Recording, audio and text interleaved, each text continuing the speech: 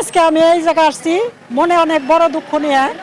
2020 সালে আমার বাড়িতে পুলিশ হামলা করে খন্দকার আবু আশফাকবার মিটিংয়ে, না হলে 4-5 গাড়ি পুলিশ এসে আমার বাড়িতে ভাঙচুর করে আজও তার বিচারটা আমি পাই নাই।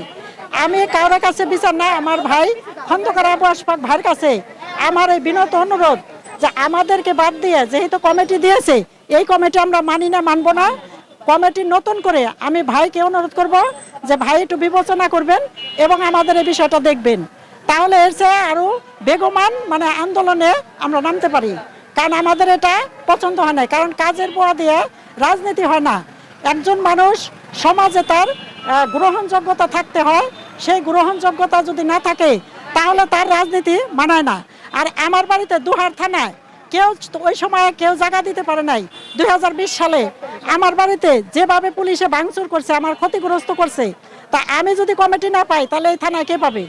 আমার এটা অনুরোধ রইল আমার ভাইয়ের কাছে যে সবাই এই বিষয়টা দেখবেন।